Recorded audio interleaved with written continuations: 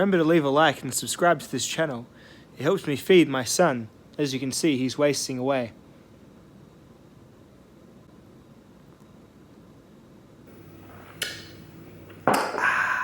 Knives that you will never sell. I have 7 here on the table, and they're going to be 7 that you may not expect. A couple, of course, you will expect entirely if you've been a viewer on this channel for a long time. These ones aren't even particularly here for logical reasons. They're just ones that I've really formed a connection to. Lots of knives I have that, yes, may also be relatively safe, but safe for other reasons. Safe because I like to keep them on hand as like comparison pieces, or safe because I've, ruined them beyond the point of reselling. Made them worth $0, so I'm not going to sell them. That being said, the Cold Steel is a great knife and I recommend it to everyone, the American Lawman, but again, it doesn't quite reach this level of like these guys, these 7 that I'm running my hands past on the table that you can't see yet. Just something special. I've used them a lot. I always look forward to carrying them. Like, I'm always happy to carry any of these. I have to flip a coin often to pick which one. So these are the guys. They're, as I said, they may not be the best cutters. They may not have the best steels. None of them are cheap knives, I guess. But yeah, I think there might be some surprises for you all. So I'm just going to go through them one by one, so you keep watching all the way to the end. And remember to hit like and subscribe and all that good stuff. And we'll show you what my top 7 safe ones are. All right. Number 1, you probably know what's coming. The Spyderco Spidey Chef could be my favorite pocket knife. It's got a lot of good things going on with it. It's got like design, it's got technology, it's got a good sort of basic ergonomic package in a opening deployment method that is pretty much accessible to anyone, unless you've got left-handed syndrome. Yeah, really, it's a knife that just fits me perfectly. It does a lot of what I like knives to do. It's interesting. It's got a unique steel that doesn't rust. It's just really well made and built and put together. I've had this one for so long. I've taken it apart so many times. It's still perfectly centered. The Spidey Chef is the Spyderco that I recommend to most folks. It's expensive, but I do think the value is here. I like it. The other one I sort of considered for this type of task was the Kapara, but I do like this one a little bit more than the Kapara even. So that's number 1. You probably all saw it coming, but there we go. And I'll get rid of the other predictable one next, which is the Benchmade 940. Mainly, this was just my grail knife for the longest of times. It was originally the green-handled version, which I ended up selling to a friend, not because I was raising money, but my friend really wanted a green Benchmade 940, and so I said, hey, you can buy mine. I'm looking at trying one of these black-handled ones. To be honest, I think I like the green-handled one a little bit more. Again, intangible reasons, but just kind of what I liked. I like the purple backspace. I like how it wears over time. Yeah, I may be turning this one back into a green one at some point. I don't know, we'll see, huh? Next, in probably the departure, where we may not know all of them that are coming, the Mass Drop Laconic Akeem is the next knife. I've always loved Ray Laconico designs. I love simple knife designs, as you'll see on the next knife I'll show you as well. Simple, basic, clean.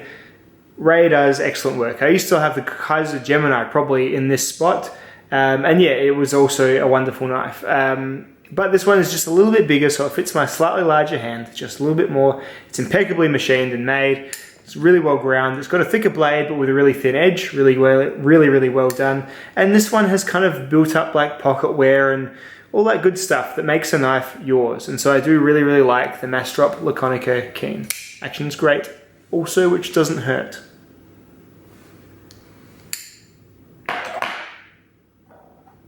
Then we've got this guy, the Spyderco Mantra, this poor Mantra.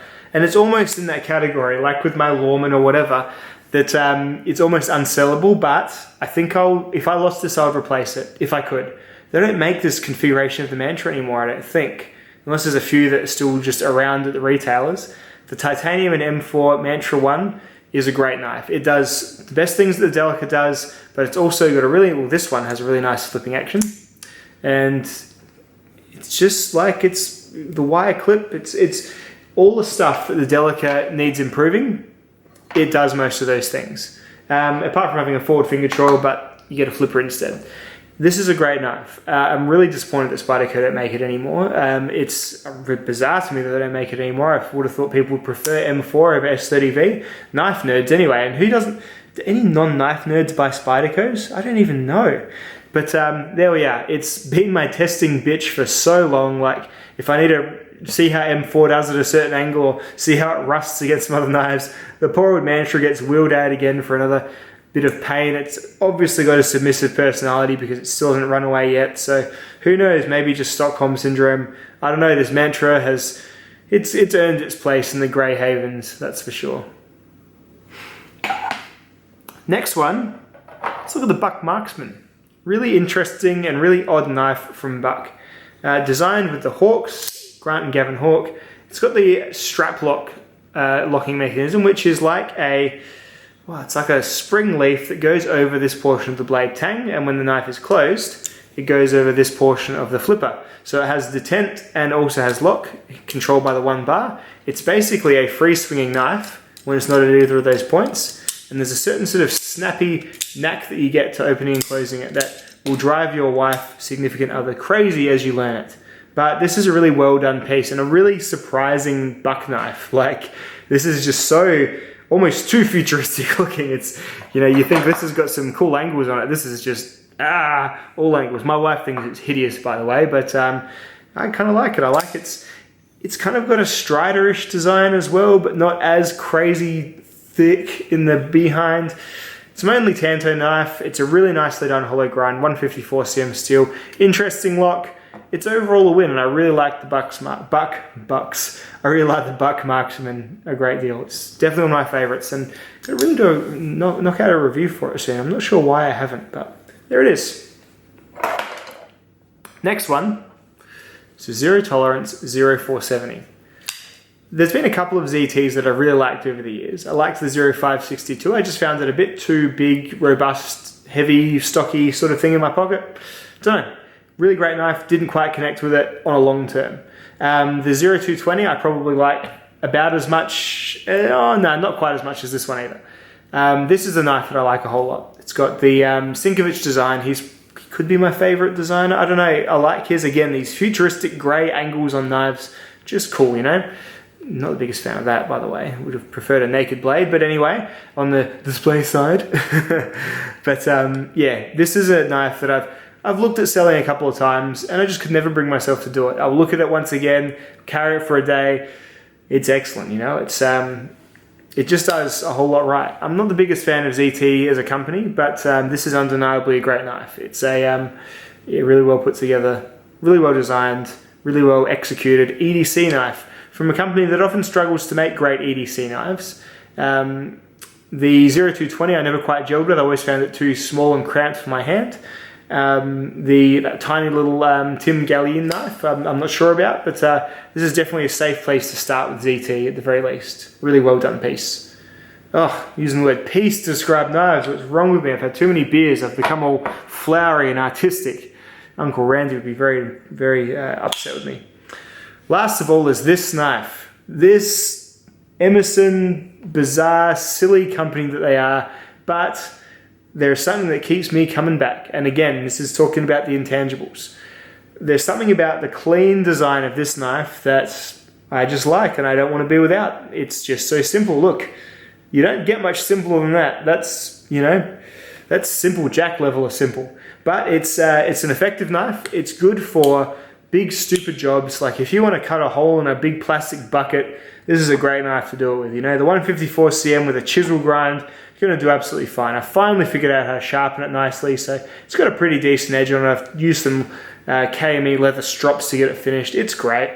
It's not a perfect knife. Of course it's not a perfect knife. It's too expensive. It's got materials that aren't worth the price.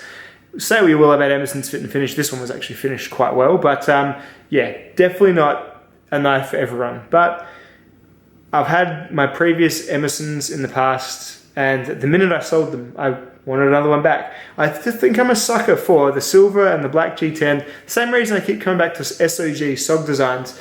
Don't know. Silver and black, just basic, just cool. Really don't know. Really don't know. This is the one that stumps me the most about my collection, but I enjoy carrying it so often. It's not even a deep carry knife. It's a really shallow carry.